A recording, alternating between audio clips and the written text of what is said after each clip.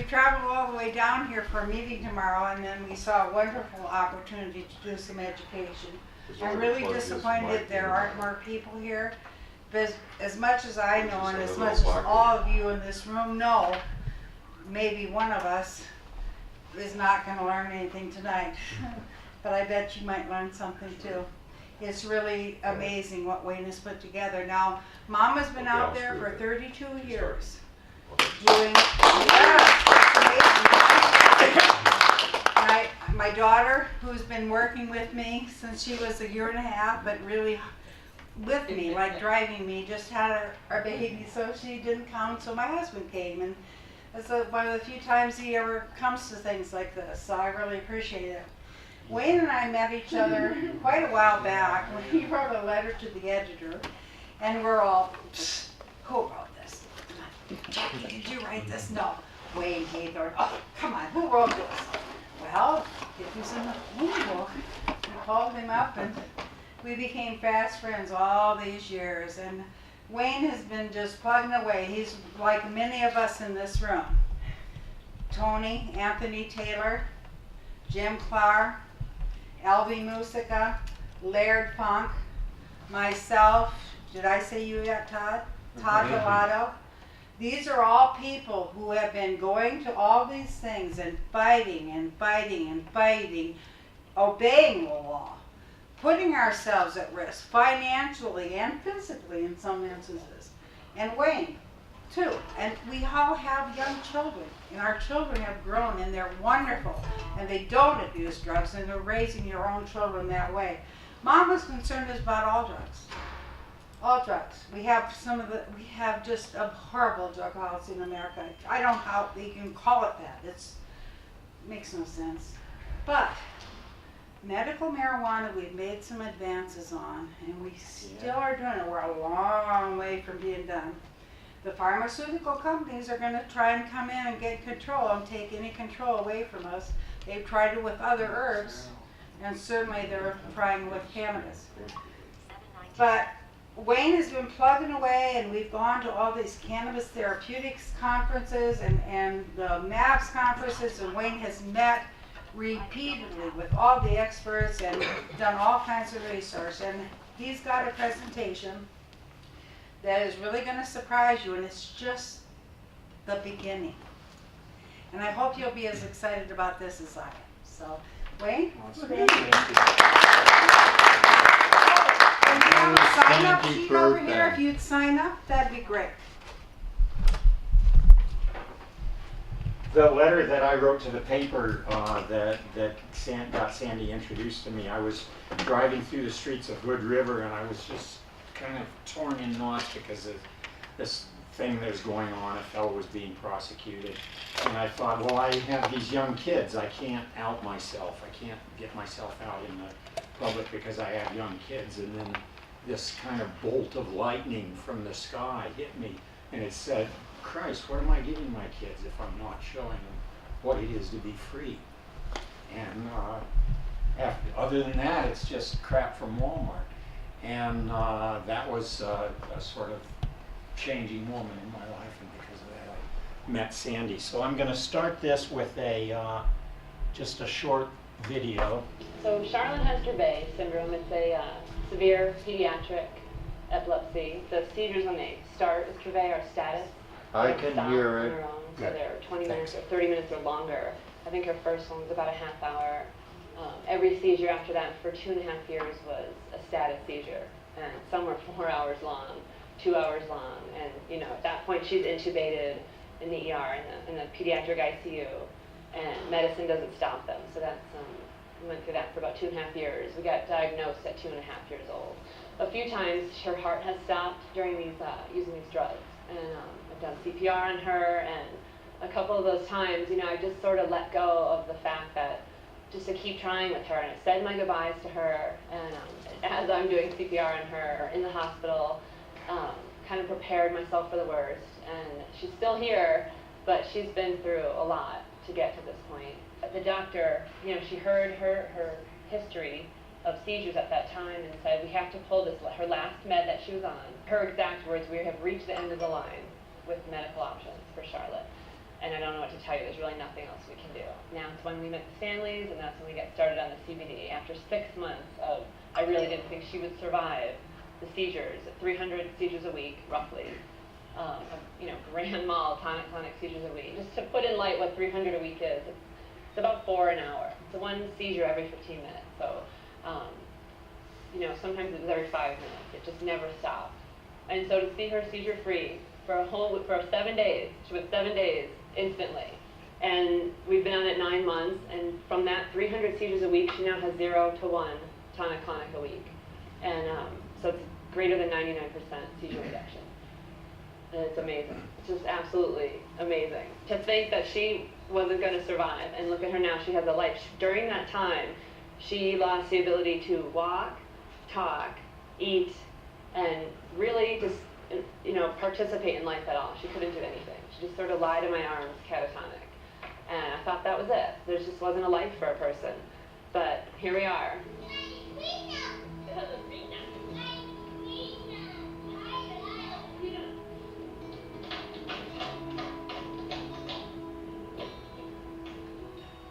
I was looking around for, whatever I could find at any dispensary. I met the Stanleys, and they started growing a strain with the highest CBD we've found in the world. And they named it after Charlotte for our success. They named it Charlotte's Web, and that's what we've been using since for the last 8 months. This particular plant has 0.5% THC and 17% CBD, or cannabidiol, the non-psychoactive ingredient. This plant is so important. The CBD is literally stopping the progression of epilepsy. This plant right here is called Charlotte's Web, after our favorite little precious Dravet syndrome patient named Charlotte. And this is the reason we've spent 2 years developing this plant. The world doesn't know about this yet. We are able to treat Charlotte through doctor-approved channels with no psychoactive effect for Charlotte or any of the patients that are able to take this CBD plant. That's why we call this the future of medical marijuana.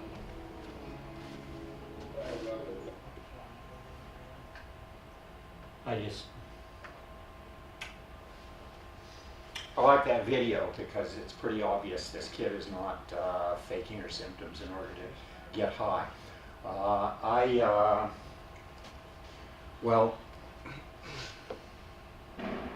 I work with Sandy on MAMA, and MAMA is an educational organization, and because of that, MAMA sponsors meetings on cannabis therapeutics. In 2002, Patients Out of Time had their meeting in Portland, and I went to it, and it changed my life. I had, just shortly afterwards, I had a nerve pinched, and I started getting pains running up and down my arm and losing access to my arm. And the doctors had a way to deal with that, and I don't want to disrespect the skill that's involved, but the standard medical approach was to cut open my neck here and push all the tubes and stuff out of the way and get to the vertebrae in the back, and then nail pins into the vertebrae, connect the pins up with a bar of some kind. This is called fusing the vertebrae. They were going to fuse 3 vertebrae, and after that I would be just fine, except that my head would be on a little post. And I have no doubt that if I had gone through with the standard treatment 15 years ago, I would be dying painfully today. And instead, because I had gone to the Patients Out of Time conference, and I saw a wonderful talk by a fellow named David Pate. He was talking about glaucoma. And what he said was that while marijuana clearly reduces pressure inside the eyes, in his opinion, a more important effect was that it reduced nerve inflammation and was neuroprotective, and that its protective effects on the optic nerve were more important actually than even the reduction of eye pressure.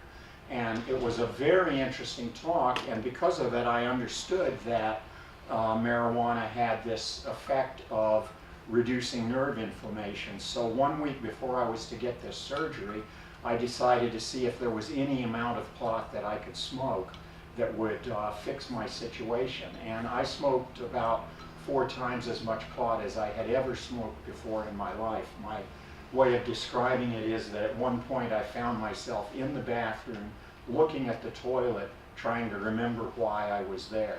And so I smoked a lot of pot, but I discovered that this drug is really dose dependent. It's almost a different drug at different doses, and at a certain very high dosage, it was like a switch being thrown. All my problems went away, and I went back into the doctor at the end of 1 week, and he said, quote, this is my OHSU brain surgeon, said, quote, "I don't know how you got the nerve inflammation down, but you're no longer a candidate for surgery." And so this drug had a pretty profound effect on my life. And because of that, I started going back to the Patients Out of Time conferences. And I want to alert you that in 2014, in spring of next year, they're coming back to Portland. They did Portland in 2002. They're coming back next year.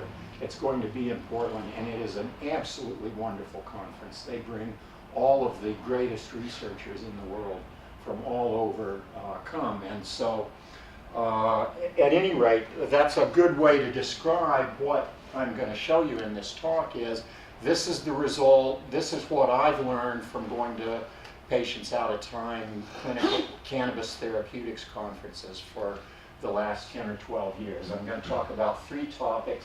How does it work in the body? What conditions does it treat? And how do we use it as an herbal medicine? And so those are the topics. Now, without getting very political, most of the research that I'm talking about is new. It's really happened in the last 10 or 15 years. That's the biochemistry, the understanding of the chemical effects of the drug. But we knew a lot in 1973 when the Controlled Substances Act was passed. First, it was pretty well known that it had been used as medicine in Egypt, in Babylon, and in China since at least the beginning of history. And at the turn of the 1900s, 1/4 of all the medicines in the US pharmacopoeia had some cannabis in them. Mostly these were tinctures. Now, there was a problem with it. The problem is that they couldn't identify the active ingredient. And the reason for that is that it's fat soluble. You can use it in a water pipe because it's a fat soluble. It's not water soluble, it's fat soluble. And fat chemistry around lipids is way more complicated and way more difficult than water soluble chemistry. In fact, 2 Oxford professors died in the 1800s trying to isolate the active ingredient of cannabis. Their lab blew up and blew up a building at Oxford University. So that was the problem. And so the result, like for example, morphine was identified in 1803, and aspirin was identified from willow bark in 1850s. But cannabis was not, the active ingredients of cannabis were not identified until 1964, 150 years later. That's how much more difficult the chemistry was. Now, in the early 1900s, the whole medical profession was turning towards scientific medicine. They wanted to know exactly what the chemical was and be able to control the dosage. And there's a very interesting passage in the Pharmacopoeia in 1934. In 34, which is just before the Tax Act was passed and marijuana first became illegal. And in this write-up, they say everyone agrees that this is a valuable and important medicine, but it's extremely difficult to use because one batch of the herb is not the same as the next batch. You don't know what's going to happen with the patient. You don't know what the dosage is going to be. And so as the medical profession went to white powders and chemical, what they called scientific medicine, this this plant was falling out of favor. So the ban started in 1937. Now at that time, the American Medical Association opposed the ban. There were certain conditions that they had no other therapy for whatsoever. Parkinsonism, migraine, a couple of others. It was the only thing they had, and so they opposed the ban. And then there was this extraordinary incident where the Federal Bureau of Narcotics made war on the medical profession. The doctors at that time were Republicans, and this was during Roosevelt's time. They had no political clout. And 3,000 doctors lost their licenses in 3 years. The Federal Bureau of Narcotics, which that's what Anslinger, the organization that Anslinger ran, and so they had advocated for this prohibition, and they were in charge of enforcing it, and they also were in charge of licensing doctors to write prescriptions. And 3,000 doctors lost their licenses in 3 years. At the end of 3 years, a new slate of officers came into the American Medical Association in response to this crisis. They completely reversed their position, said, yes, marijuana is dangerous, we agree with the government on this, and in the following 10 years, only 3 doctors were prosecuted. So they actually made war on the medical profession and won, and the doctors have, the medical profession forgot this painful incident. And of course, every once in a while we have a review body like the Schaefer Commission, or the Institute of Medicine is the most recent one. Over 150 years, every single scientific review has said this was not dangerous and had medical use. And also in the 1980s, the NORML went through they actually spent 20 years forcing the DEA to do an administrative review of the classification of marijuana as a Schedule I drug. And Judge Young, in his findings, pointed out that marijuana was safer than potatoes. He actually put that in the findings, that if you eat a green potato, you can get sick, but it's not going to happen with marijuana. So that's what we knew going into the 1960s. And then at this point, an Israeli doctor named Raphael Mechoulam, and this is Dr. Mechoulam at the Patients Out of Time conference in 2010, and this is the conference in Rhode Island. He began investigating the plant because he was in Israel. He knew the chief of police of the whole country. He could sort of do things. So the first thing that he found, and one of the basics does everybody know you have to eat it?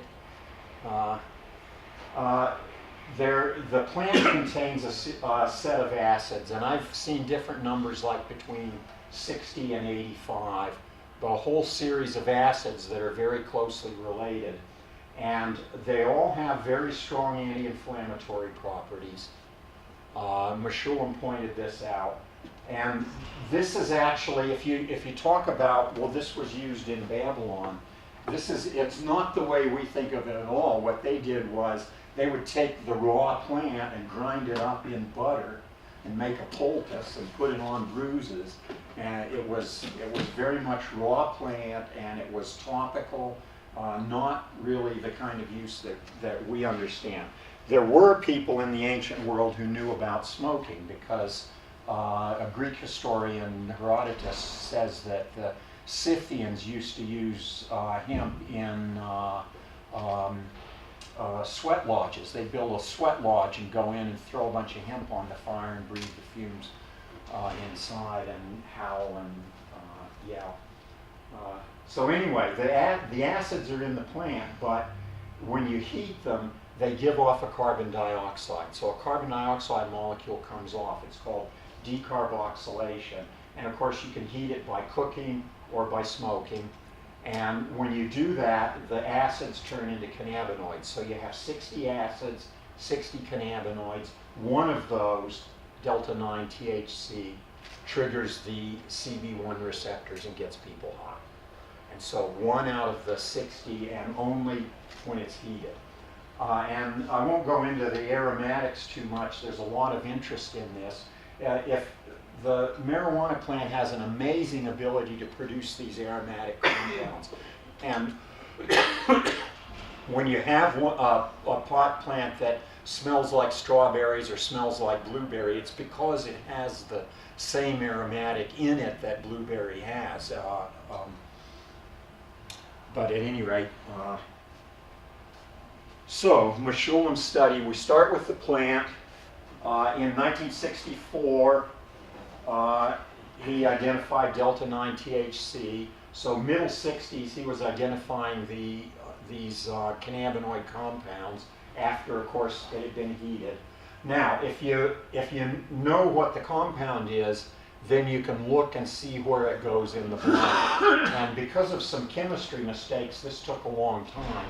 But not Mechoulam's mistakes, by the way, other labs that he relied on their results. But in '88, they figured out the mistake and identified the receptor. They found that all the THC goes to sites in the brain and it stays there. It doesn't move around, so that indicates there's a receptor. And a receptor, we always talk about a lock and a key. The shape of the molecule fits into a shape on the top of the receptor. And now once you know what the receptors are, then you can look and say, what else binds there? What is it in the body that the body produces that binds to that receptor? And that tells you why the receptor. Then you see the actual signaling.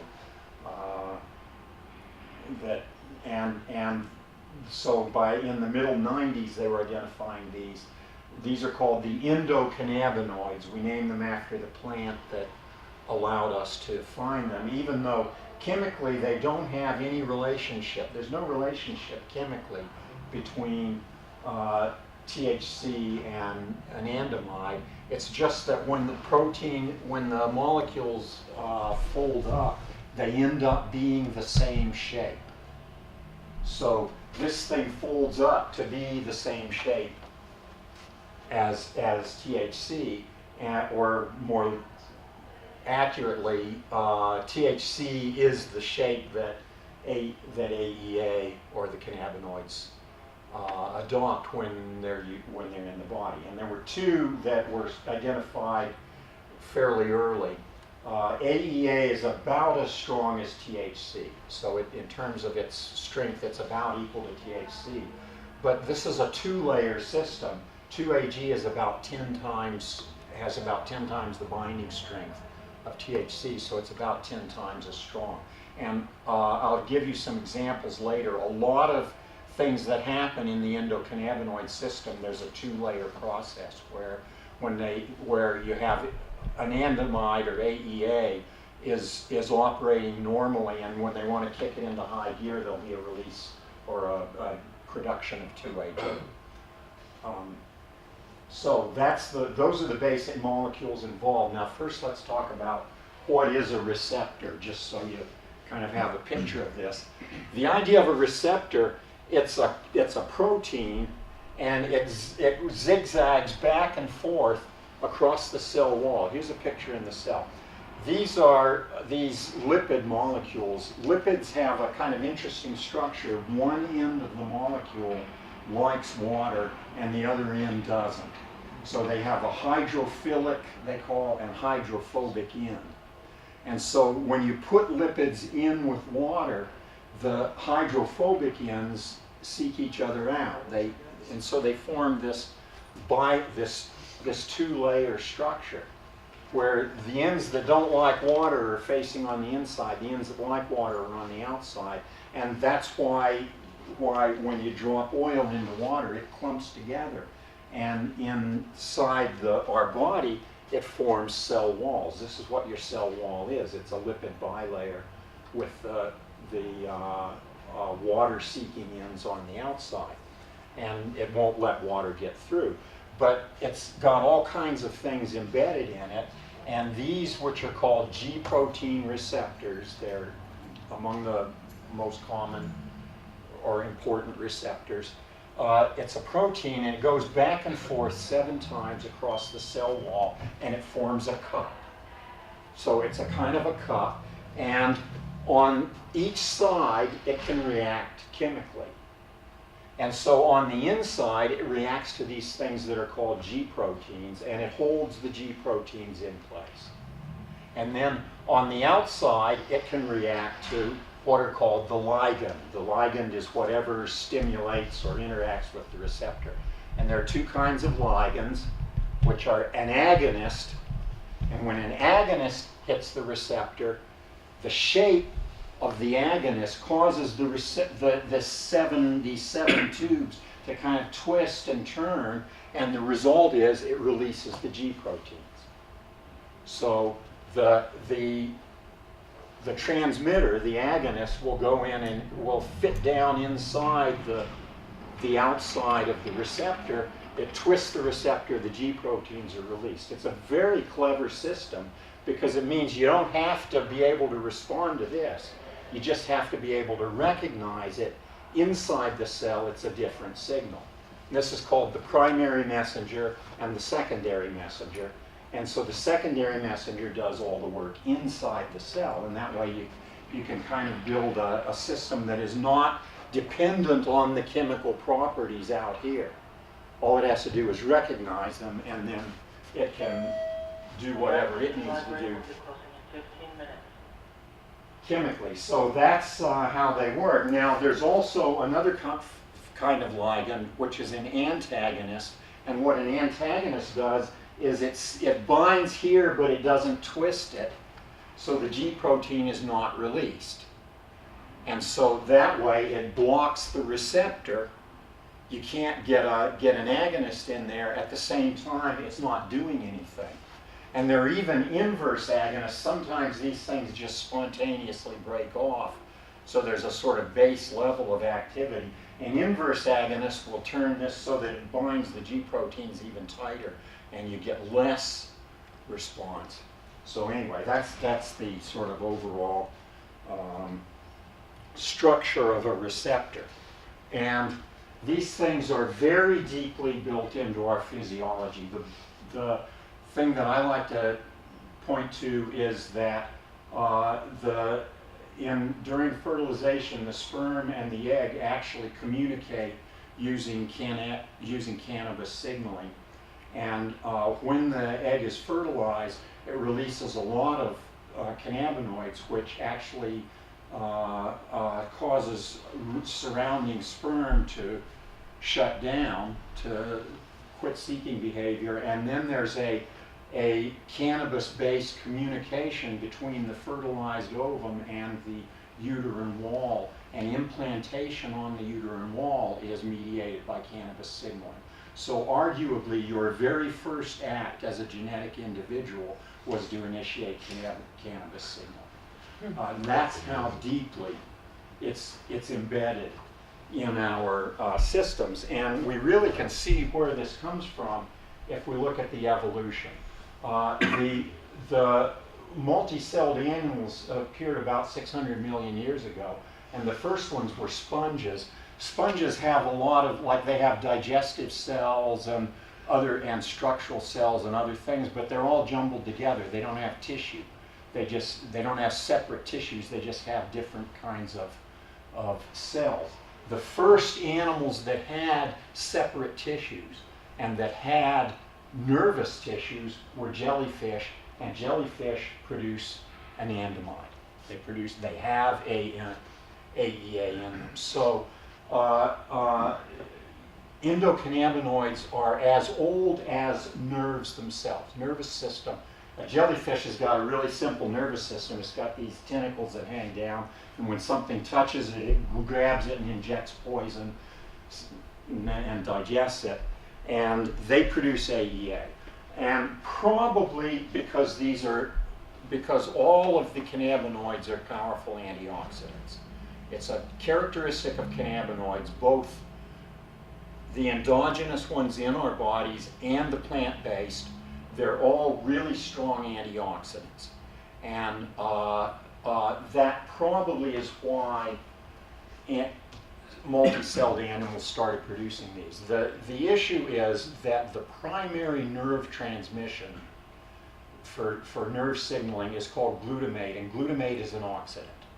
And excessive glutamate will kill the downstream cells. And and oxidation is this thing where, I mean, all of life is about trying to control oxidation. The more oxidation we can accomplish, the more the more active we can be. But at the same time, oxygen is this extremely corrosive, dangerous compound. And so a lot of what you see in evolution is the development of stronger and stronger control of oxidation, and the cannabinoids are basic to that.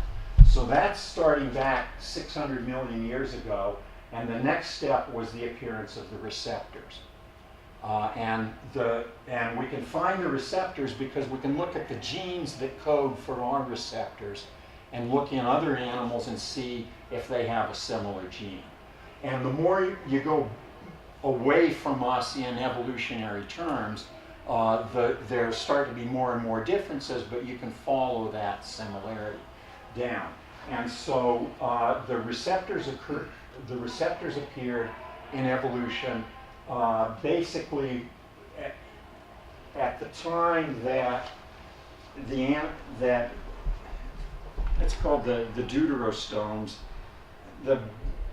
Here's the way to say it: anything that's got a nerve down, the big nerve down its back, has cannabis receptors, and that means all of the vertebrates, all the fish, and everything more complex than a fish. And then there's some kind of odd little chordates like the sea squirts. If you look at the sea squirt picture up close, you would find they have this funny little shape that is leftover nerve. So this was about 520 million years ago, and now what does this accomplish? What does a cannabis receptor? Well, if the original reason for producing AEA was as antioxidant, that means a cell is experiencing oxidative stress. So it produces an antioxidant to protect itself.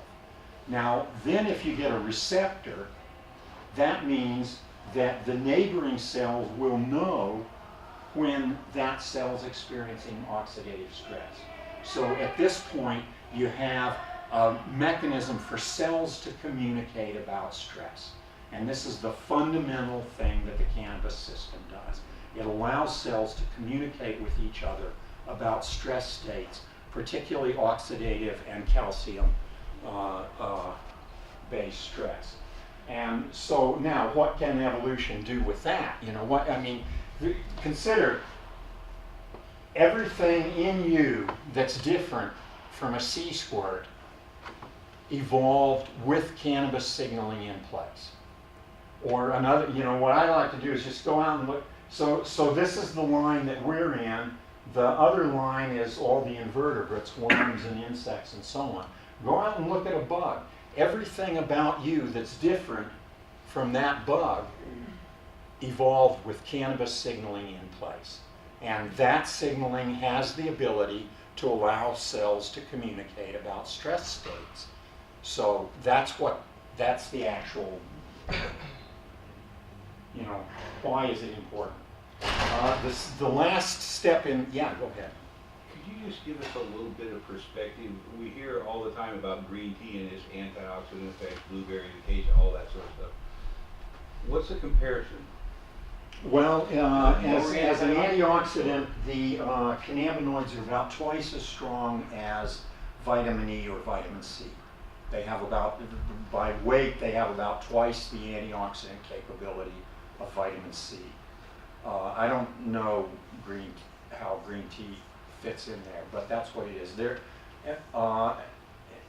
Anandamide and THC and CBD are about as strong antioxidants as BHA, which, you know, you see BHA last on the list because it's an antioxidant. They put it in things And it's a carcinogen, which they could put CBD in there and have the carcinogen. But that's off the point. So yeah, it's twice as strong as vitamin C, which is our kind of leading antioxidant. Okay, the last step is about 400 million years ago in the fish, there was a gene duplication event, and that means the gene for this cannabis receptor got copied twice. And in us, the CB1 gene is on chromosome 1, and the CB2 gene is on chromosome 6. And so we have two of these genes. And once that happens, of course, they evolve separately. They're not the same anymore, and they don't respond to exactly the same signals in the same way. But they both have the same origin. And that happened about the time that the four-legged things split off from the fish. And let me just say, if there's anybody in here who does not believe in evolution, I just think of it this way: is what I'm saying here is we have an andamide in common with jellyfish. We have cannabis receptors in common with fish and sea squirts, and we have the the CB1, CB2 system in common with anything with four legs. And so you can, if you don't want to think of it as evolved 600 million years ago, think of it as this is one of the first decisions that God made when he put the whole thing together. And it's, I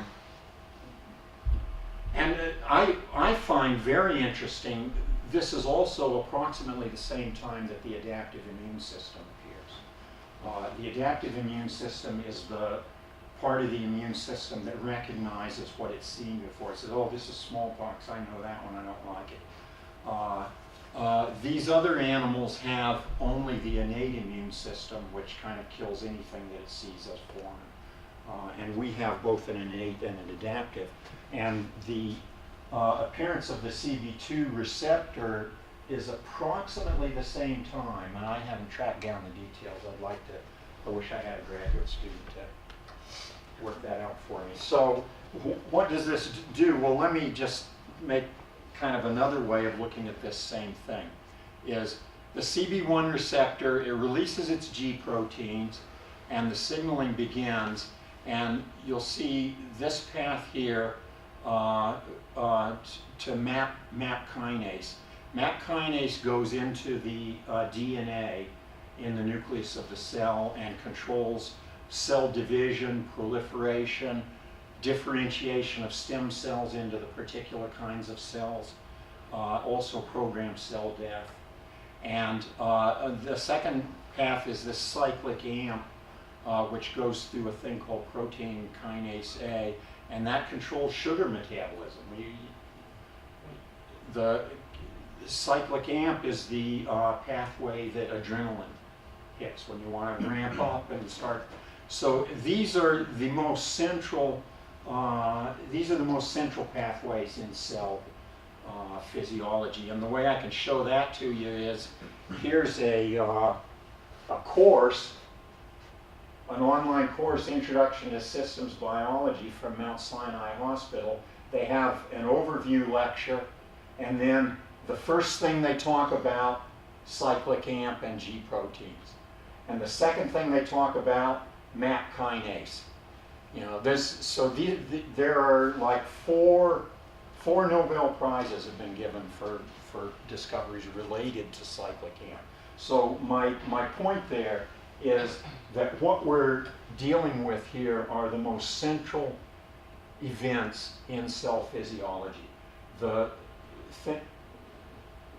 genetic events that control cell division and reproduction. Cell migration and motility. Metabolism, inflammation, metabolism, you know. And then it also affects calcium, which is the primary event in nerve cell transmission. So the long and short is this is tied at the most basic level. You can't get more central to what's going on in animals like us than this. Have they identified which cannabinoids and cannabis will tack into the CB1 that will actually trigger apoptosis? It's tremendously complex, but yeah, THC definitely On its own? Or affects this path. Gotcha. I'll come back to that because I'm going to talk about cancer in a little bit. I'll come back to that. So that's THC. I did want to mention cannabidiol, which is what is this new kind of thing. In the last few years, we've started to realize that THC was always considered the active ingredient in the plant because it's what got people high. In fact, the government will let you buy Marinol. They'll let you buy pure THC. You just can't buy anything else. You can't have anything else that's in the plant. And so it's just, this is how prohibition works. The only thing you can actually get is what gets you high because it's the active ingredient. Now, cannabidiol is, these things are tremendously complicated. I mean, the complexity of this, imagine 600 million years this has been evolving. And so one of the important things is that cannabidiol is a partial antagonist at the CB1 receptor. And so a strain of cannabis can have high THC and still not get you very high if it also has high CBD. And so there are these strains, my belief is that blueberry is like this, is that it gives you an initial rush because of the THC, but then it has a long-term effect because cannabidiol blocks the breakdown of the endocannabinoids. It blocks an enzyme called FAAH, fatty acid anhydrolase, and so it blocks the breakdown of AEA, and then there are also other receptors that are stimulated or blocked. And GW Pharmaceuticals that produces Sativex was really the pioneer in this. They showed that a 1-to-1 THC to CBD strain was the most effective for treating MS, but also didn't get people high because the CBD level was high enough that it modulated the THC. And so what we've had in California, where there's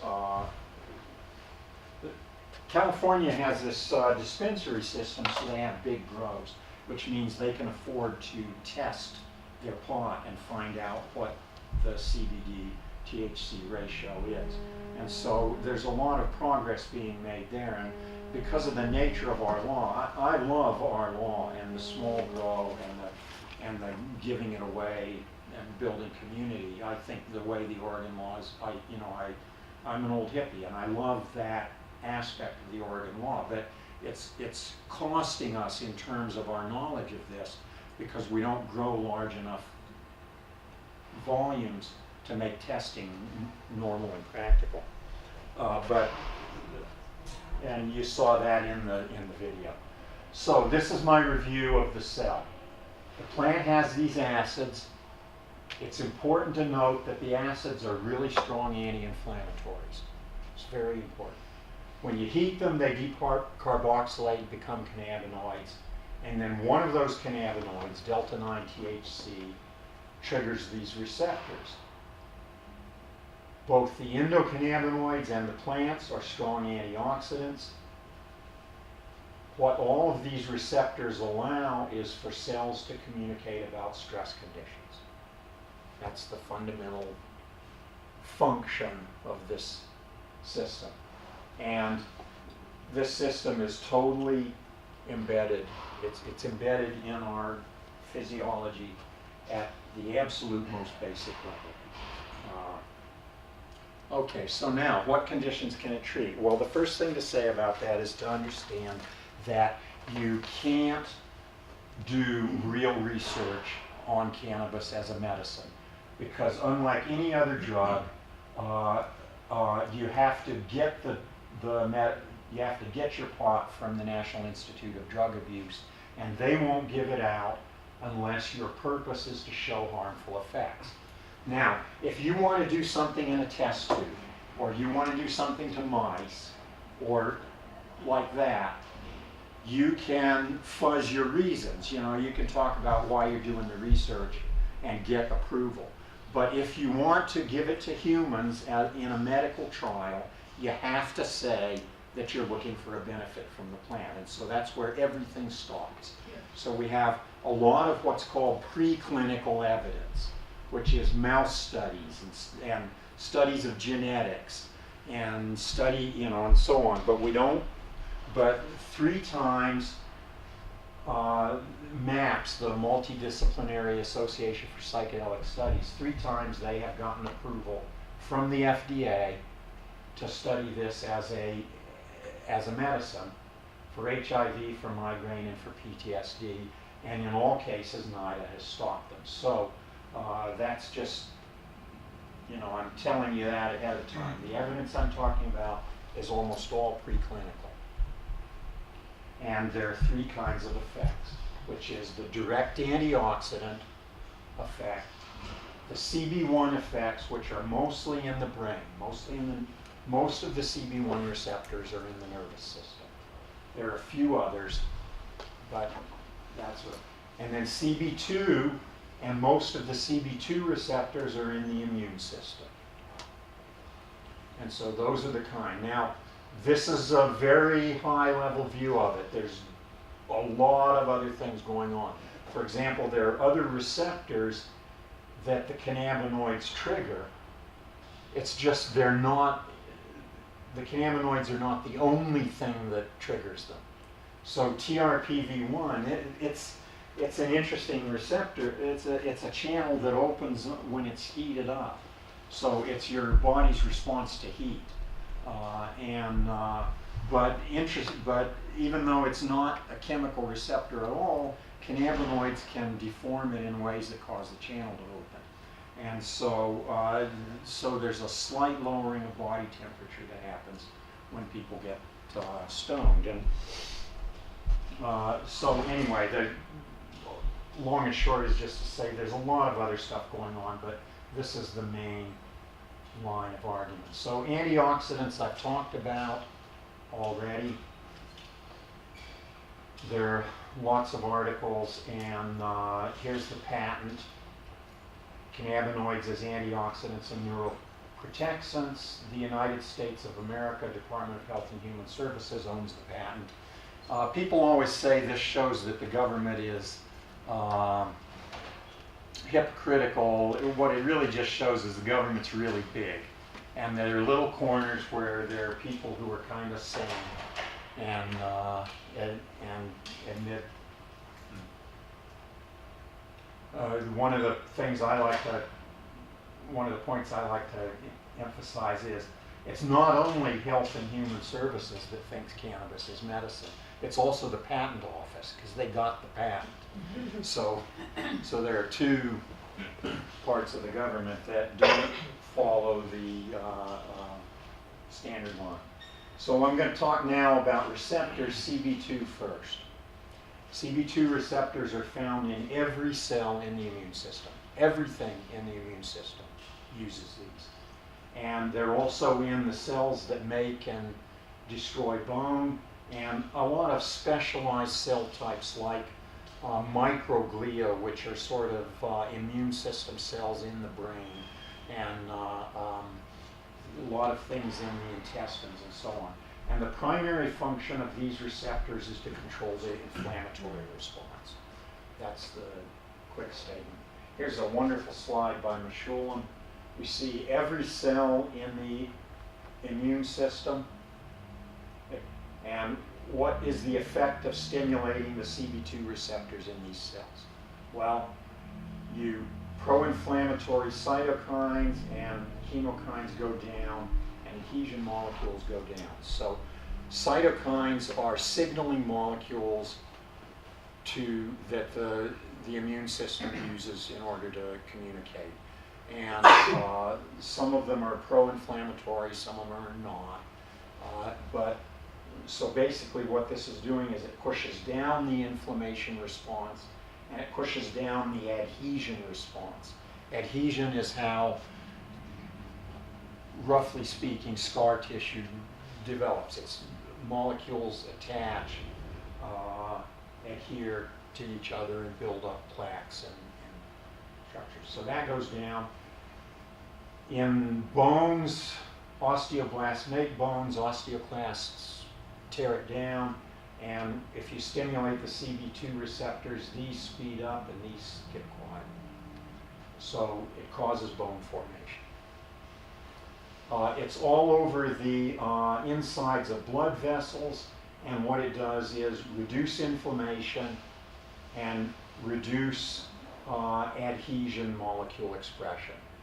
In hardening of the arteries, what happens is you get a injury on the inside of the artery wall, and the cells become what they call activated, which means they're releasing cytokines, signaling molecules that say we've got a problem here.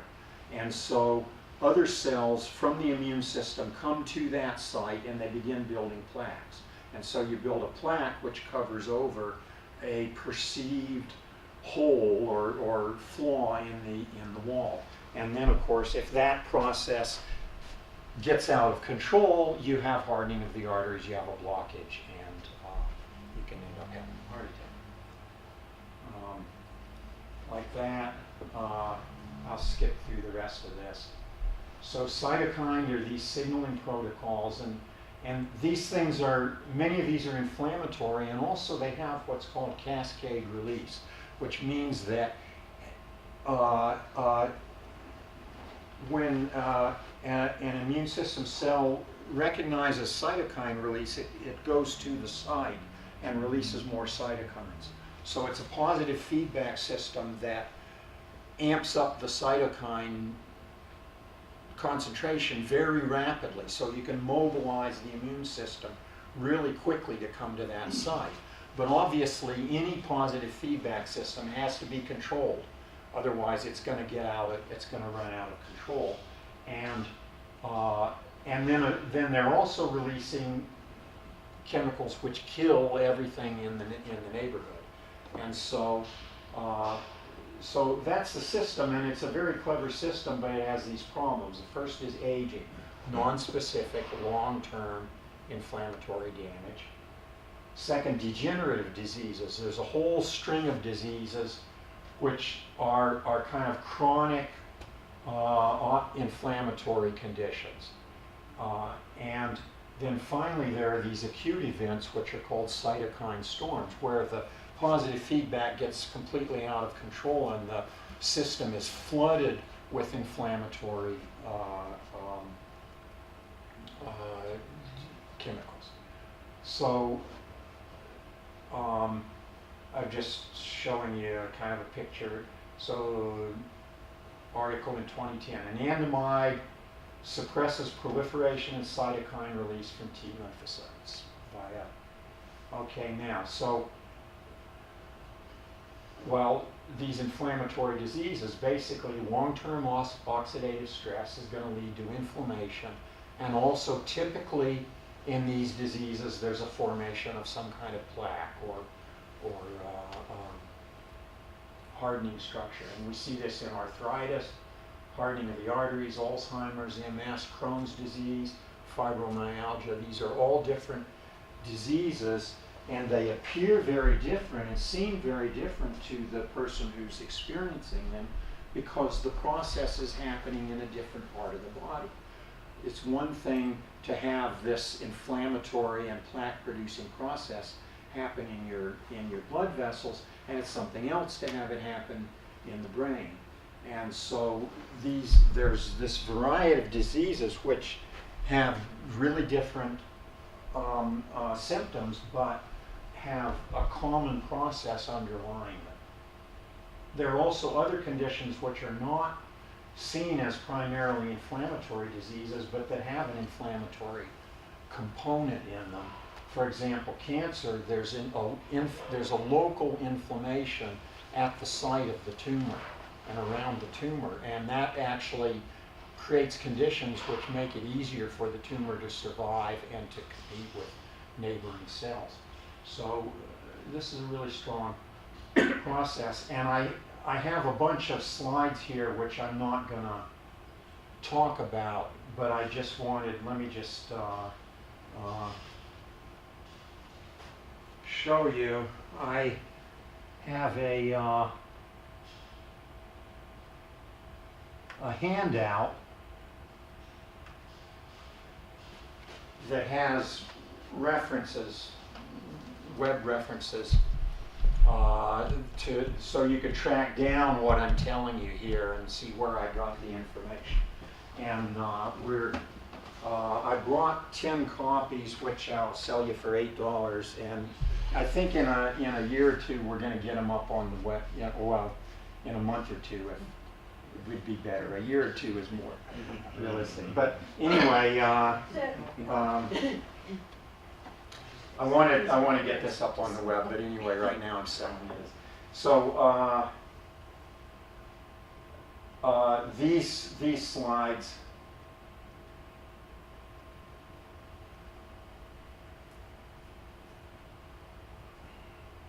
Basically, I said what I need to say about it, but I just put them in so that I can have a place to hang references. If you're interested in hardening of the arteries, you need to look at the references on this page. And there are a lot of these conditions. These are all these inflammatory conditions that involve long-term oxidative stress, inflammation, and plaque formation. And we know that the effect of stimulating CB2 receptors is to reduce inflammation, reduce migration to the site, and reduce plaque formation. The one of these that kind of stands out is MS, and this is because, first of all, some MS patients were extremely good activists. They sat in at senators' offices and got arrested, and then in England, this company, GW Pharmaceuticals, created Sativex, which is an herbal-based medicine which has been approved for use in England and Canada. And they grow 10,000 plants at a time, all of them genetically identical. They grind them up in a grinder and mix them so they know exactly what the CBD, THC profile is, and then they produce a spray which can be sprayed under the tongue. Taken that one. Okay, so that's long-term inflammatory, and the last thing I want to mention is this notion of a cytokine storm. That it's possible that the inflammation system can get out of control and actually kill you. I mean, this is a scorched earth policy anyway, inflammation. It kind of is bad for normal cells in the immediate vicinity, but the body's willing to do that. But the example of this that was the Spanish flu. Back in the 1920s, this flu killed about 50 million people, and the interesting thing about it was that the people who died were all in their 20s. It was devastating to the US military because a 20-year-old soldier was the worst person to get Spanish flu. It didn't kill older people.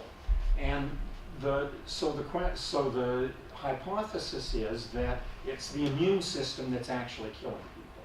It's people with the healthiest immune systems that were the most vulnerable to the disease.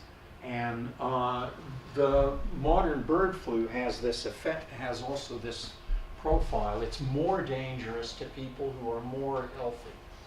And so this leads to this notion of a cytokine storm, that you release, your immune system responds so vigorously that it actually is fatal. And we have this group in Colorado, Cannabis Science. They're a little bit wild for my taste. They make claims that are that bother me. Bogus. That worry me. But he, see, I and I'm a cautious person.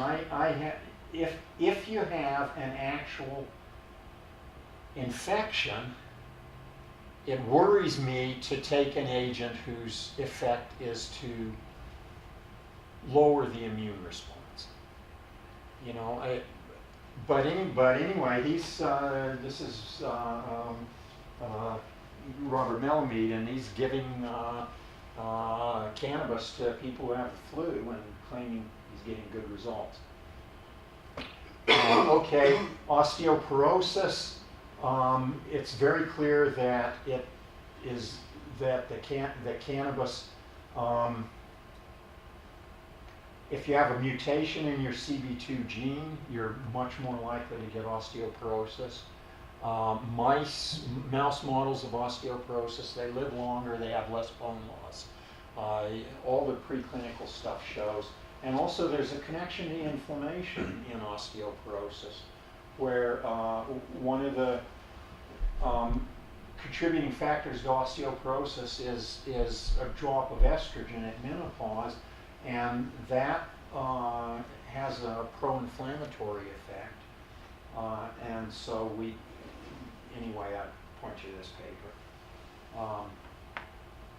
This is one where really there should be clinical trials. The preclinical data is so strong. And then we get to cancer. And this, of course, is the big question that's kind of in the news today.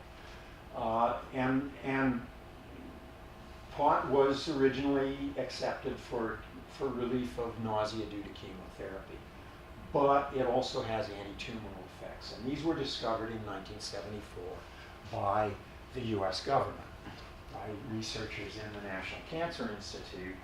They found that CBD retards tumor growth, extends survival time in mice, inhibits spleen growth in leukemia. They worked out some of the biochemistry, and nothing happened for 24 years. You would think that an agent that actually kills tumors without killing normal cells would be interesting, but no, it was not. This was accidentally rediscovered in Spain 24 years later.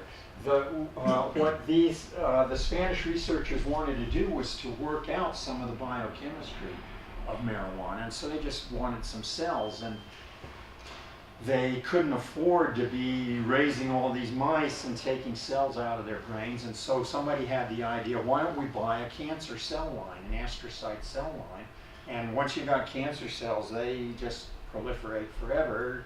They don't die, and they say, we'll buy them once and we'll have them forever and we can do what we want. And so they did that.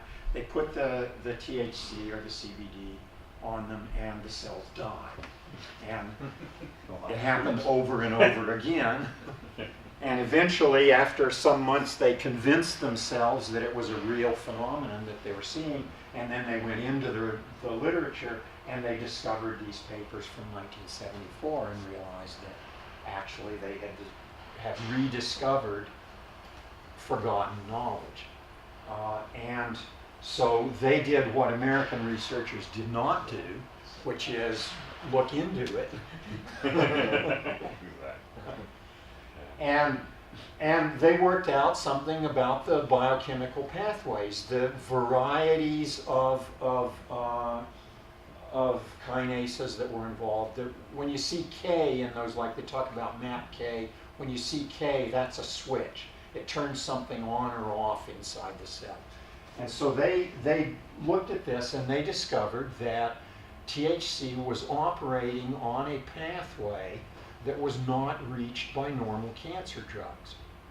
And so they had the idea of combining THC with some standard cancer drugs, and here's the result. These are tumor volume, and these are days. So they're starting a tumor in a mouse, and then watching it. Here's the volume growth of the tumor without any treatment. This is vehicle. Here's the growth with THC alone. And these are glioblastoma, which is a completely incurable cancer. A person who gets glioblastoma has a 12-month prognosis. And with the best treatment we can give today, you can extend that to 14 months. You give them an extra 2 months by doing chemotherapy. So in that regard, THC is no different from anything else. It slowed the growth of the tumor, but it didn't stop it. Because see, these are networks, and the tumor can find alternate pathways to accomplish its effects.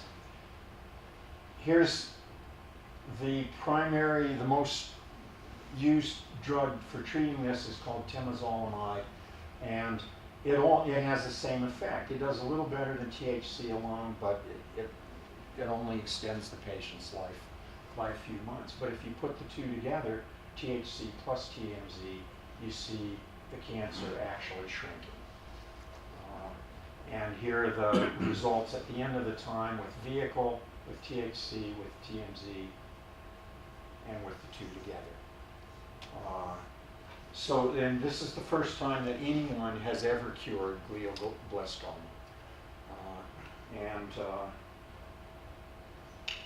We do not have clinical trials. Yes? What levels, do you have any idea what levels they were introducing to the mouse comparison to? 15 of the THC and 5 of the TMZ. Yeah, milligrams per kilogram. And this is prior to any CBD investigation at all, really? They were not looking at CBD. The Spanish group is entirely focused on THC. All of their work has been done with THC, so I don't know beyond that.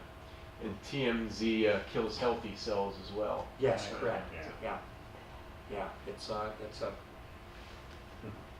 Specifically, rapidly dividing cells. yeah. Okay. Yeah.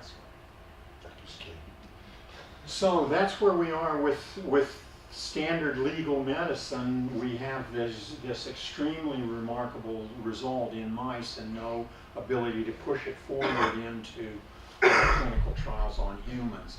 Now, outside of the medical profession, we have this explosion going on the internet, which is Rick Simpson is this Canadian fellow who just is straight on claiming he can cure cancer. And he makes a hash oil by extracting the cannabinoids using alcohol or butane. And so he gets a real strong concentrate.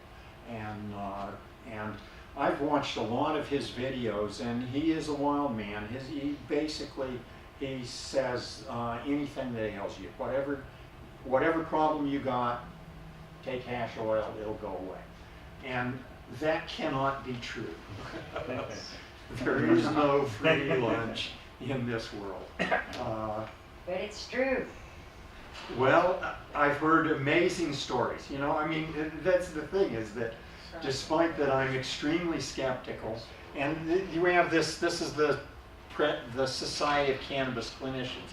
They don't want to be lumped with Rick Simpson. They really want to keep hands off, because Yeah, but what if cannabis cures cancer? It's not Rick Simpson, somebody's the same. yeah, I mean, we have people very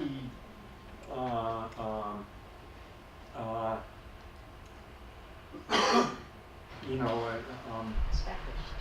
yeah, people that I have absolutely no doubt of their credibility.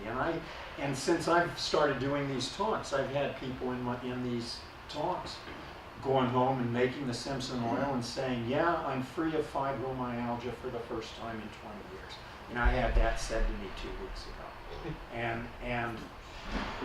And this is a person, this is not a creepy person. So I don't know. I've never made the hash oil. I'm going to do it this weekend and start looking into this. Yes. So, August 1st, I'm going to be 30 years cancer-free. Yeah. And they wouldn't give me chemotherapy with diabetes and other health issues that I had at the time. But I had remembered that 1974 article. Yeah. And I went after it on my own. Really? And I made my own recipes, and I did my own thing. Now here I am 30 years later, and Yeah. I really don't care if somebody that's Is not cautious. allowed to research it for real Yeah. is going to say to me Yeah. I'm not gonna get belligerent or, slap him upside the head, but I have no other reason to know why I'm here. When every Yeah. friend I had that had breast cancer, some had it twice, and they're dead now. Yeah. And they did everything under the sun, the tamoxifen and all that stuff, and they're not here anymore. But all Yeah. I've ever used was cannabis, however I have ingested it. I'm just saying, Mhm. it pays to have an open mind, and there's always somebody gonna wanna control it or whatever. But if you're like Rick Simpson say, and you have access to 15, 20 pounds a year of cannabis, hey, if you've got no other choice, if you're not gonna give me chemotherapy because I obviously didn't have insurance at the time, I ran for what, I made a choice and I ran for it. And it worked So for you. so August 1st is a 30-year anniversary for me. I had I had a mastectomy, and I had a single right mastectomy, which means I'll always have a chance of it on the other side. So I keep my cannabis ingestion very high. Yeah. So Prevention. I just had to say something. Yeah, about- yeah, well, I welcome it, we'll talk more. Yes. We'll come back to this. Okay, so that's my quick summary of the CB2. Now I want to talk about CB1, and this is also kind of an interesting story because what happens here, this picture of the nerve cell that it gets stimulated and there's a little kind of a gate here, and when the electrical potential gets high enough at that gate, it does what it's called fires, which means that this the cell walls become permeable to what under normal circumstances a nerve cell pushes ions out of the cell, and so it maintains an electrical voltage on the cell wall, and when the thing fires, that stops and all these ions flow, calcium flows in, and the voltage differential at the cell wall disappears, and that's called firing. And that runs down the axis, and it just as an aside, it's worth knowing, these things can be 3 feet long. This is microscopic on this dimension. They can be 3 feet long. There are 2 of them from the top of your head to your toe. There's one that runs, you want to wiggle your toe, 2 cells are involved. One runs down to the spinal cord, exits the spinal cord, goes down and stimulates the muscles directly. In whales, these can be 60 feet long.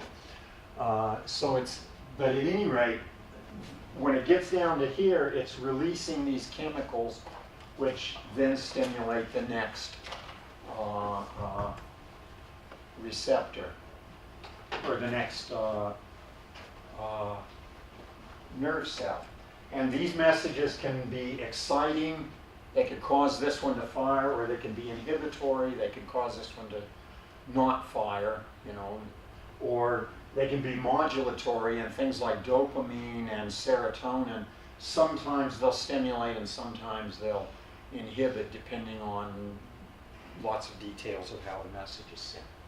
So that's normal cell transmission. And cannabis signaling works in the opposite direction. It's called retrograde signaling. When an excitatory signal comes down here and this cell fires, it releases cannabinoids which travel back across the cleft and turn this one off. If the message is, I've heard you, I don't want to hear anything more right now. And if you remember that this excitatory transmitter, glutamate, is an oxidant, it's very natural that the release here, you would release antioxidants here.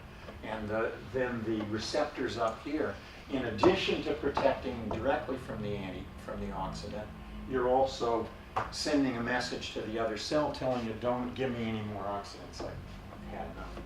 So there are 2 consequences of this. The first is that it's neuroprotective. You're reducing oxidation, you're reducing stimulation, allowing this cell more time to rest. That's the first effect. The second effect is more complicated because what it means is that if you take a nucleus, an area of the brain, and you put a lot of cannabinoids in there, the whole nucleus will kind of slow down. It can change the properties of entire parts of the brain. And so now then, it's just like in the case of the CB2 receptors, the receptor's doing something at the chemical level, and how it affects you is really different if it's in your blood vessels versus your skin versus your intestines.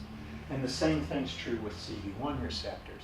It has different effects depending on what part of the brain it's in. And so the main parts that are involved are movement, cognitive function, appetite, nausea, learning, memory, stress, and pain. And I'm just going to talk about a few of these. First, I'd like to talk about appetite and stress and PTSD. And so for appetite, well, cannabis receptors are in the hypothalamus. We know that's where appetite gets controlled. Marijuana and THC help AIDS patients gain weight. The munchies are famous. CB1 knockout mice, in other words, we create a mouse that doesn't have CB1 receptors by genetic manipulation and find out how those kind of mice, and they don't gain weight. Also 2-AG, the endocannabinoid, the levels peak on the day of birth. The high, you'll never have more 2-AG in your body than you did on the day you were born. That's very interesting. And 2-AG is also present in milk in humans. And so, again, some researchers in Israel decided to look into this, and here are two sets of them. This is a litter of 10 mice. They were divided in half. These were treated normally, and these were given one dose of a CB1 antagonist. There's this drug, SR14-17-16A, that blocks the CB1 receptor. These mice were given one dose on the day they were born. They never learned to eat. It's probable for mammals, if you don't have CB1 signaling on the day you're born, you will not learn to eat.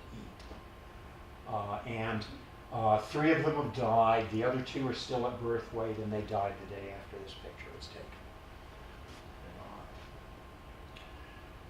The Babylon decided that this looked like a good way to create a diet pill. So there's this diet pill named Acomplia was created. Basically, they took the CB1 blocker and tried to sell it as a way to lose weight. I'm proud to say our FDA would not have approved this. It was approved in Europe and it had to be pulled from the market because it turns out that if you block people's cannabis signaling, you get severe depression, suicidal thoughts. You're thin, but you might kill yourself. Despite the fact that Yeah. A very depressed. So is that what's happening with SSRIs when they're trying to treat PTSD? I don't know. There is an interaction between SSRIs and the cannabinoid system.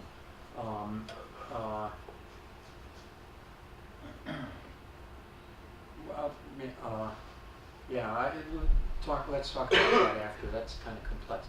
I just wanted to say this ad, I took this off the internet 6 months ago.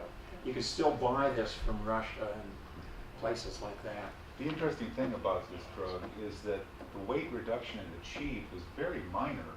Yeah. It was only like, 5 kilos. Really? Yeah. It wasn't like, massive weight reduction. Yeah. Very minor. I mean, given Yeah. the severe adverse events that accompanied its use. Right. Yeah. Death or Paul's weight loss. Uh-huh. Okay, and I'll end this by talking about stress and PTSD.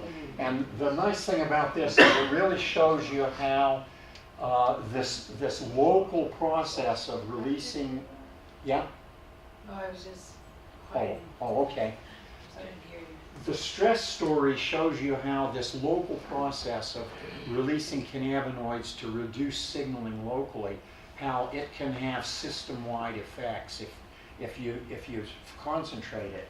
And the stress response is controlled in a part of the brain called the amygdala, which is kind of in the central part of the brain. And normally the amygdala is held at rest, and the way that's done is by flooding it with cannabinoids. It has a lot of AEA is normally held in the amygdala. And then when there's a stress event, cells in the amygdala release this enzyme, fatty acid anhydrolase, FAW, and FAW breaks down the AEA. So what you get is a sudden drop in endocannabinoids in the amygdala. And the amygdala is then activated, and we experience that as fear and anxiety and, mobilization to run away from the saber-toothed tiger. And then that goes through the body, and you get the release of stress response hormones, glucocorticoids, cortisol, and things like that. And they trigger release of 2-AG. And remember, 2-AG is much stronger than AEA. So they trigger the release of 2-AG, and then if the stress is removed, the amygdala goes back to a rest state. And so there's this two-layer process where normal resting is maintained by the cannabinoid signaling.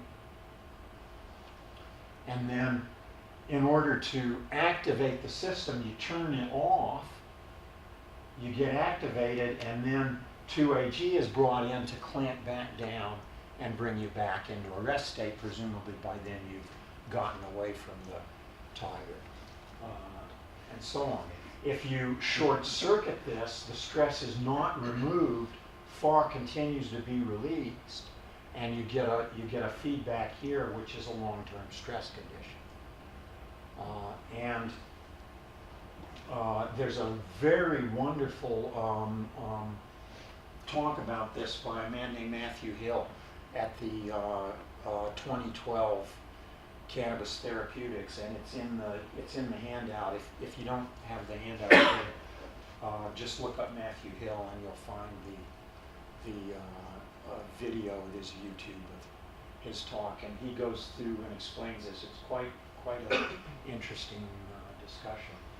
And this kind of shows you how you can have these big brain events that are caused by this local local stress signaling. So that's that. And then this spreads out. For example, extinction, memory control is managed by a part of the brain called the hippocampus that is closely related to the amygdala, or closely attached, because the amygdala wants to control memories. You want to remember where the bears are, and you want to remember stressful events. And so when the amygdala fires, it writes straight into memory. And we have this, the cannabinoid system controls the extinction of those memories. If you take a mouse and you shock it, you ring a bell and then you shock it, and you do that a few times, and it learns to get really scared when it hears the bell. If you then block the cannabinoid system, you can ring the bell 100 times and they're still scared. The notion of the bell rings and nothing happens, I extinguish the memory by having the threat appear, but then nothing happens. That's extinction. The cannabinoid system is in control, is necessary for that to happen. And that's this paper. So that's my review. We have the antioxidant effects, the CB2 effects. They're mostly immune system, and they mostly involve regulation of inflammation and plaques. And then we have the CB1 effects, mostly in the nervous system. They have this retrograde signaling quality. They send messages backwards up the chain of normal cell transmission. And locally they're neuroprotective, but then you get these systemic effects when a whole nucleus in the brain is stimulated, it gets cannabis signaling. And this is things like appetite, sleep, pain relief, movement disorders, and so on. Okay, I'm never going to get this talk down to an hour. All right, I'll go through this very fast. So how we have this plant, it evolved pretty recently. The acids are strong anti-inflammatories. There are a lot of people in Northern California that are using it just like that. They take raw plant, put it in a juicer, mix it with pineapple juice so it doesn't taste so awful, and drink. And then they can drink huge quantities. It has about 1/60th of the action at the receptors. So their version of it is you can take 60 times as much. And so they're treating really serious inflammatory diseases, things like lupus with this. We've talked about cannabidiol. We know that all these other cannabinoids also have effects, and we're just starting to get out into that. And so in herbal medicine, your three choices are: what kind of plant are you going to use? How are you going to deliver it? What's the dosage? And so delivery, there's raw plant, there's tincture. You know, put glycerin in, let it sit for a while, squeeze it out. You can heat this or not. So you could take this, put it in the oven at 250 for an hour, and you'd get the decarboxylation. And so then you're getting cannabinoids, or not, and then you're getting the anti-inflammatory THC acids. An area that we really don't know much about. There's vaporization, which is kind of the new way. And I've used a volcano, and what I find, I'm curious what any of you think of this. What I find is if I vaporize at 365, which is the temperature that the volcano comes set at, I don't get high from it. There's an odd feeling. It's this light kind of feeling, but it's nothing like what I'm used to from smoking. And if I turn the temperature up at 420, I definitely get stoned. Yeah? I think my thoughts on that have been, maybe, as far as smoking versus vaporization, I think anytime you're smoking and the carcinogens affect your brain in more of a way of suppression, which makes you just feel that high that we think we're getting, vaporizing is clearly a more clear high. Yes. It's a high Yes. and it's much clearer, and I think it has a lot to do with no carcinogens versus carcinogens. Yeah, I'm coming to that too, that actually that kind of stone feeling, the stone feeling is actually smoke. That's from bars and The smoke. volcano first Right. You know, yeah. You know, I use the volcano regularly, and I love my volcano when I'm home, of course. Yeah. It's a little inconvenient to travel with it, but the one thing that I do know about it is that it goes deeper than you can possibly inhale anything you're smoking. Yeah. So in that sense, I think it goes further. And it knocks me right back out. If I wake up, I use it for insomnia mostly. When I wake up in the middle of the night, that bag is right by my bed. I just grab it, inhale, and don't even really wake up. Go right back. Interesting. Yeah. Yes? Yeah, I've used the volcano for many years. In fact, before they were even imported into the U.S., I had them sent from Germany. And I've also worked closely with Storz and Bickel, with my colleagues in the Netherlands, on doing testing of the vapor itself. This was done at Leiden University. Arno Hoskamp did that research under contract with Storz and Bickel. Yeah. What we found in terms of the analysis of the vapor compared to smoke, and you can look at these online in terms of the chemical breakdown, what's in smoke and what's in vapor. It's startling. I mean, the number of carcinogens and other toxic components in the smoke is, the burden is so much greater Yeah. than the vapor Yeah. itself. And in terms of temperature, we also conducted experiments with that as well. Optimal temperature, 210 degrees centigrade. In terms of most of, 210.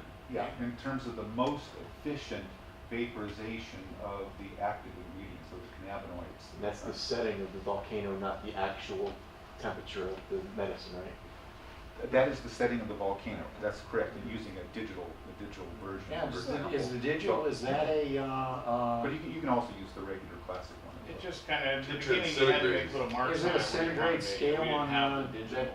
readout? No, it's not. And the U.S. Oh, okay. models are Fahrenheit, but of course, all of the testing work was done in centigrade because it was all done in Europe. Right. So it's an easy conversion. So Which in mine is dual, so. it's- yeah. Right, so 210, that would be 42 times 9, plus 32. Yeah, 478.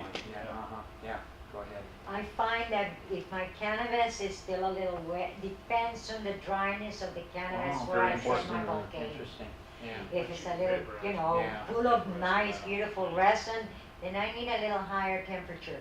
But I never go over the middle. I never go, at least if Yeah. I have it's 1 or 2 centimeters over the middle. I never have it all the way up, Right, ever. right. Because to me, that's smoking. Why am I gonna spend $700 in a Right. It's vaporizer not. to smoke? At the highest level of the volcano, it's impossible for it to create smoke. Yeah, but Well, I yeah. choke on it and I Very cough like I adamant was about smoking. No, you're right. The more you do, the heavier the vapor that comes Yeah. out, and it feels like it smokes. It's so heavy, but it's just a heavy concentration of vapor. There's a trade-off between the most efficient temperature to get the maximum amount of cannabinoids out of it, Right. and So- the irritation to the lungs. Right. As you go really high on that, you'll get more and more irritated. Yeah, nobody's running it at full 210 speed.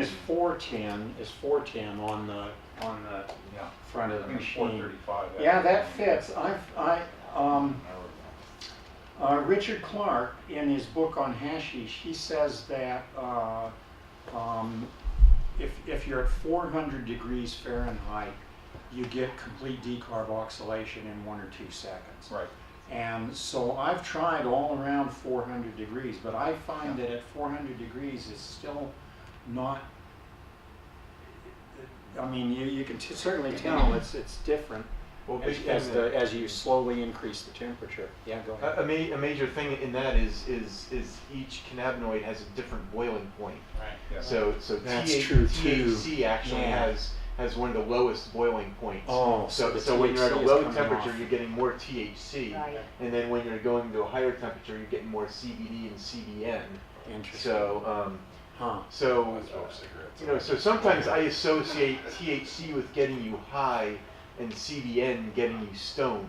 So the stoned, is more of the high temperature effects. So things like the volcano and other thermostatically controlled vaporizers are key for people dialing in to that mixture of cannabinoids. Yeah. If they can't get a different cultivar that works best for their condition, they could at least dial into those can right dial it cannabinoids. in. That's very true. Yeah. I also had a big debate with Marcus Storz because, at one meeting I had with him, he was telling me how, the second bag, if you, in other words, use the same material and you run it again, you're going to find a lot more active ingredient in there. Uh-huh. And my response to him was, why would you want to do that? For a couple of reasons. Because of course running the bag as a second bag or a third bag, you're not going to have any terpenes left in there at all. All that will have been volatilized in the first bag. So you're going to have a different substance there in the bag in terms of the vapor. And secondly, it's nasty. That second or third bag. Right, exactly. And one other thing I should mention is that we also did testing on what is the optimal amount to put in the receptacle, right? The optimal amount of cannabis to put in there as well. Yeah. And we determined that 100 milligrams was the optimal amount. Optimal in the sense of being able to volatilize most or if not all of the active ingredient in there, and also in terms of efficiency to not use more material than. So how does that, in So- terms, so is that because- fill because the, that- We're pardon me, gonna but that- grind it versus leaving it in the solid form. When you Yeah. Well, it grind definitely has to be you're ground up. Yeah. But you know, the classic came with a very large receptacle, right? Right. And people would put up to maybe half a Fill it up. gram Pack or a it. gram and pack that whole Usually thing. it's Yeah. grams And really a very wasteful Yeah. use of it. So that's why we did some tests to see tenth of a exactly gram what was is the not optimal amount. Because it was also a matter of, you know, a financial efficiency as well too. Yeah, Champ in California in '97, they used to, Ed brought down a volcano, and a lot of you remember Sheba, you know Sheba. Yeah, Sheba used to, the big thing was you could make an eighth last, 2 weeks. Because Yeah. of the vaporization, you could have 2-3 bags, and they were actually sending people home with just bags. Right. You could come in and get your bag filled, and come back and get your bag filled at Champ later in the day, so you could take it to work, leave it in your car, and the theory was the vapor would last for quite a few hours and still be effective. Well, actually, it doesn't last that long. I didn't think No, so. not at all. They didn't The know in the beginning, they thought it recommendation is did. 10 minutes, right? Really? Yes, to use it within 10 minutes, right? But the other reason why we worked on the optimal dose for the vaporizer was for clinical research. Right. If we need to determine, the vaporizer is the only approved medical device Right. for cannabis, and it is an approved medical device in Canada, right? Mhm. Storz and Bickel spent about $300,000 to get the vaporizer approved as an approved medical device because, in the drug development process, you really need 3 elements. You need a standardized material. You need a dose, a single dose formulation, right? And then you need an approved medical device, right? And those are the 3 elements, right, to bring something through clinical trials, right? So that's why we have to determine what was the optimal amount of material to use. And of course, it also has to be packaged in a way too, right? So that we, to have a formulation, because you have to formulate it, right? You just can't have bulk material They in just terms have of. to build them to bring them to the country. I am surprised at that, 100 milligrams is a very small amount. Yeah. It is very small amount, and as we just said, at one point, the vaporizing was considered to be inefficient, right? Wasteful. People, you have to use more material basically to use it. But then after some time, as you point out, we could really achieve the efficiency. The other thing I wanted to mention, Wayne, regarding clinical trials, right? And one element that I encourage you to include in your presentation is the work of CMCR, right? And I'm sure you've heard or read a little bit about the Center for Medical Cannabis Research at UC San Diego. And I encourage folks to have a look at their website at cmcr.ucsd.edu.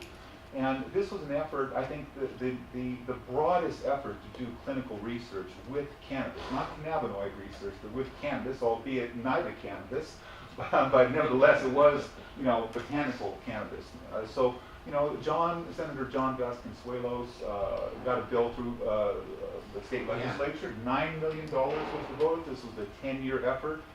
That effort is now closed. There's a report online that I encourage folks to read. And it really, I think, is the most comprehensive body of material we have on actual clinical work. And I'm sure many of you folks have met Donald Abrams and other folks who worked under those trials. And about, if I remember, maybe 8 or 10 clinical trials were completed.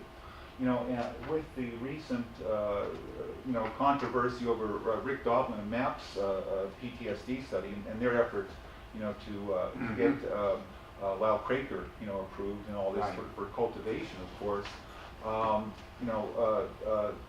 All of this was brought up in terms of their federal court case, right?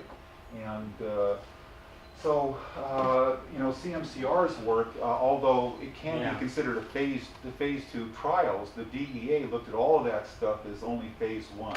But nevertheless, it's very indicative of where we should be going in terms of clinical research. One quick story about the vaporizer. Someone told me this and I thought they were crazy. That stuff after you vaporize, if you roll that up for an emergency one day, you may not like the taste as well, but you'll get higher than you did when you had it originally. I thought they were crazy, but I tried it. I've actually heard that. You tried it and it worked? Yes. So it it saves did. all that stuff and you little friend. Yes. Well, Waste not, want not.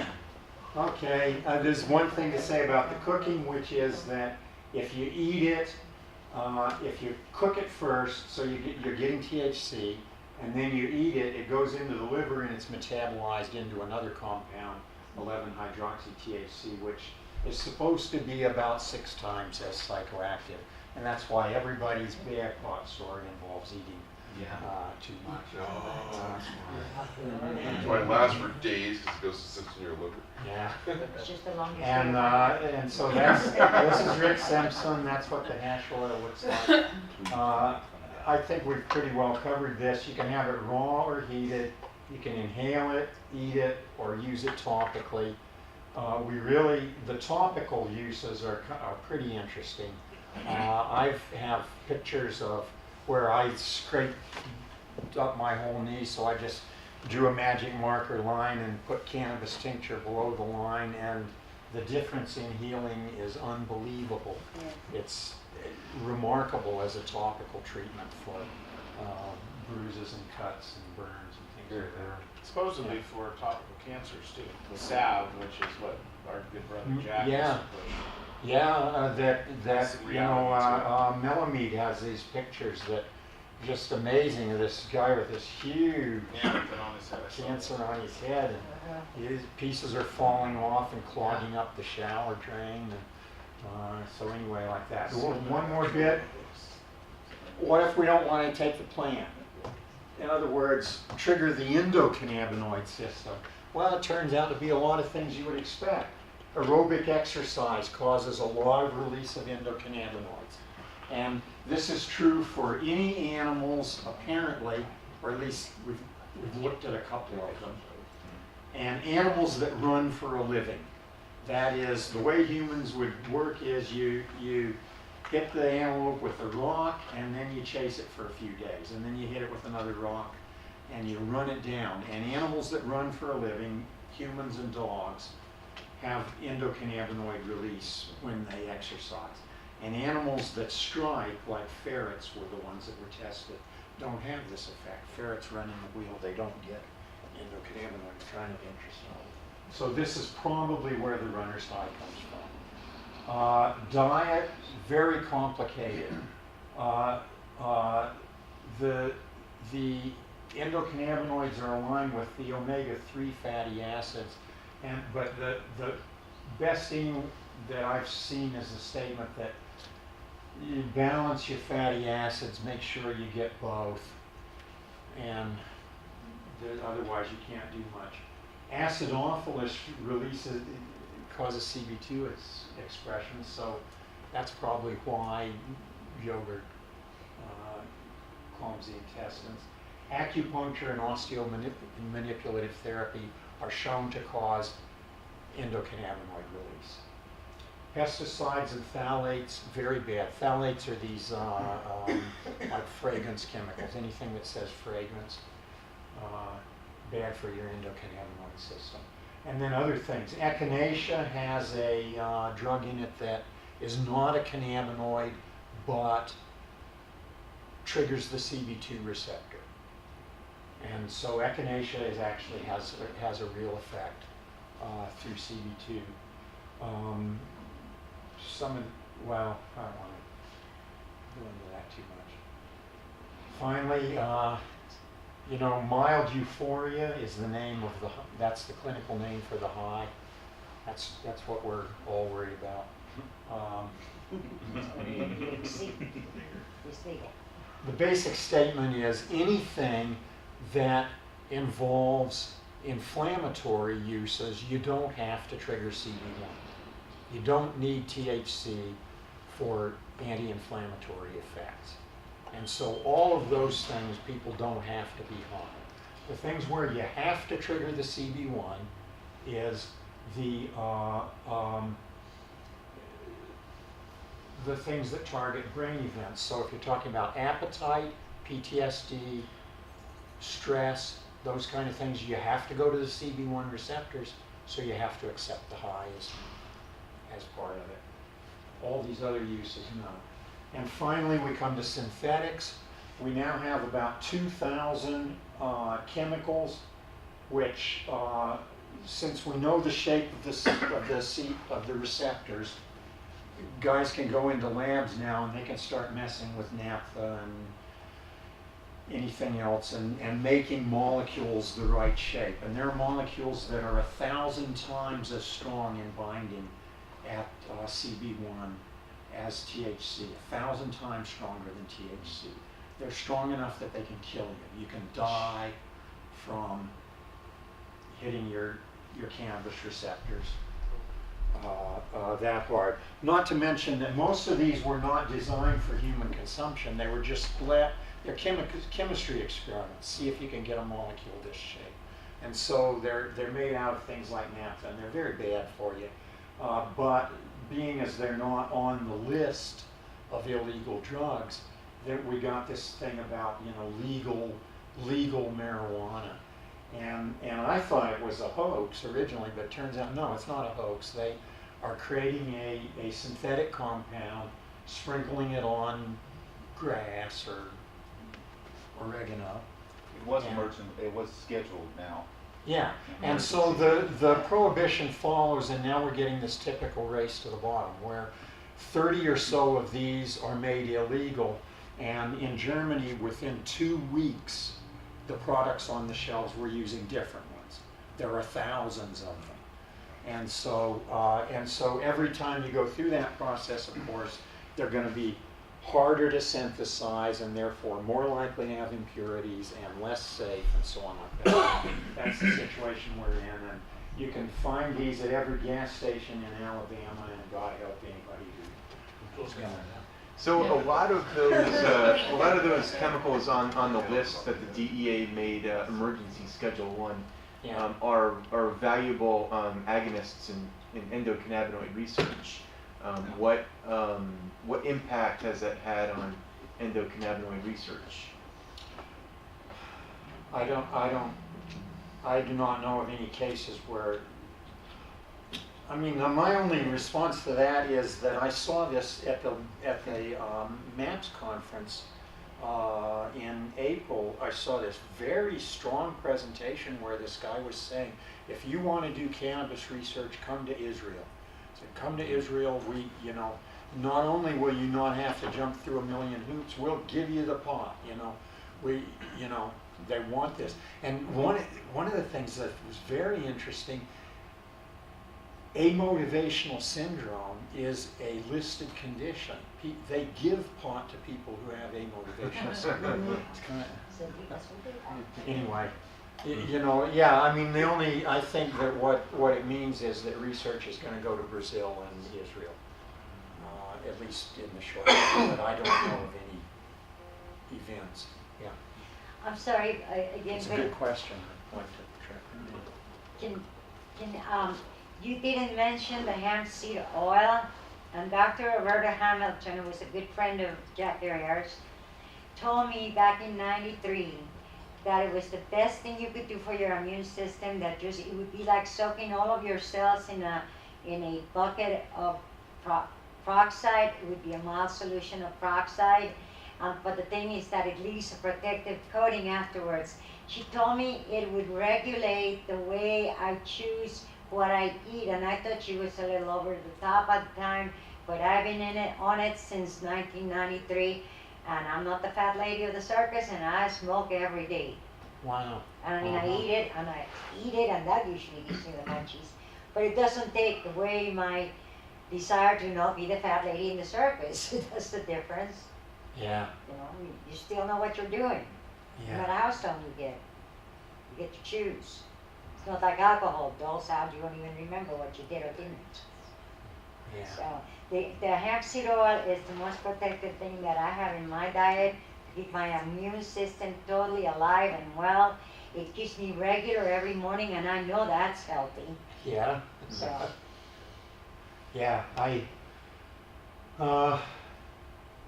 well, just to wrap this up, I just want to point out, in terms of the cost of prohibition, we always talk about 26 or 50 billion or however much it costs.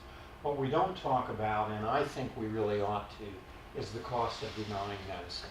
What does it cost to suppress a possible cure for cancer for 24 years?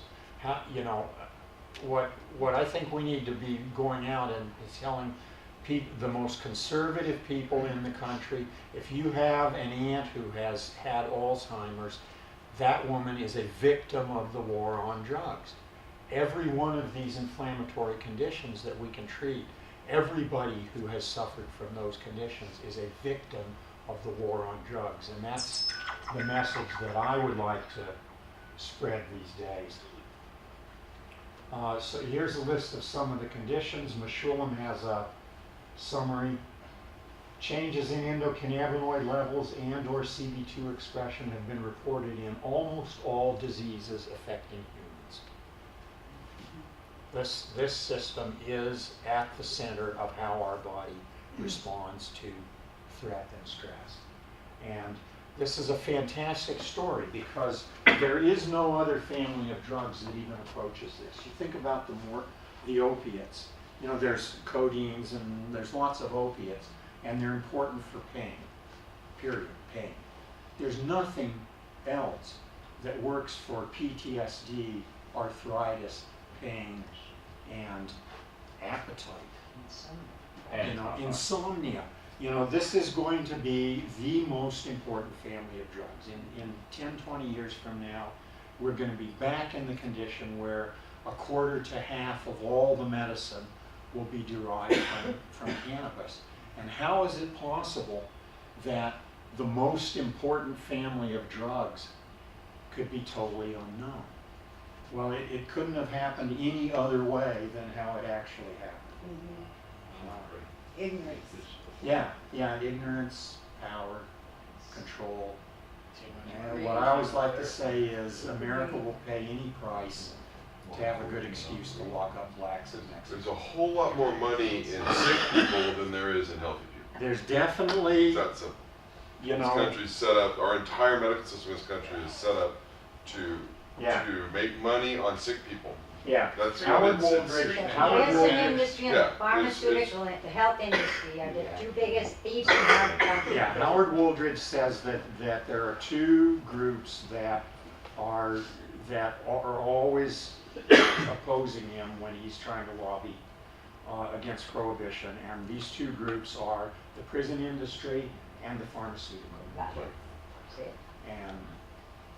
And also the agricultural industry. The health industry. He lists those two. Those two companies, those two groups, those two economic groups have made more money from cannabis prohibition than any of the other groups, Yeah. by far. I mean, especially if you put law enforcement into prison. And not just cannabis, all Yeah. drugs for that matter, Yeah. you know. Go ahead. Quick sidebar, my wife just said a tornado touched down in McMinnville, took the roof off of a building. Where's that game deal? The other thing is, what do you think the ruling, the Supreme Court ruling today on genetics and you can't patent all that stuff is gonna have? Oh, I haven't heard this. I've been wondering about that too. Yeah, just today Yes. they announced it because of, you know, the Angelina Jolie story where the one lab was the one doing all the testing on those two genomes or whatever Yeah. it was. Supreme Court says you can't own them. Okay. And all That's something that pretty major. nature has provided. Yeah. You can't patent naturally occurring stuff. Right.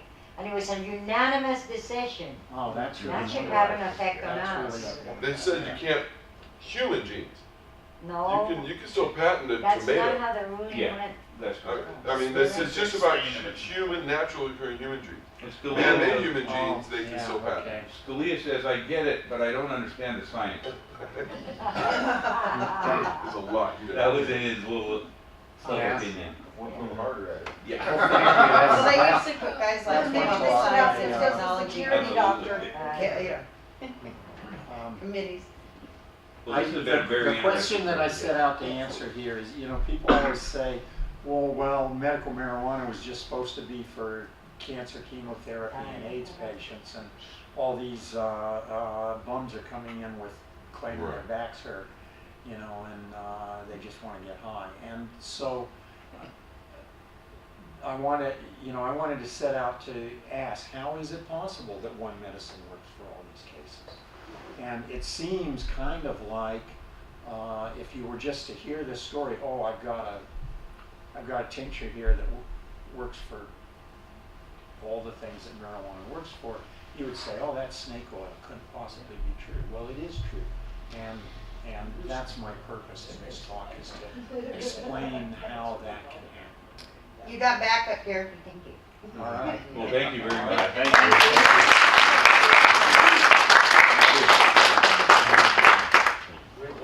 you. You want to say anything before I turn it off, Glenn? Yes, good night. Good night. God bless you all, every single one of you.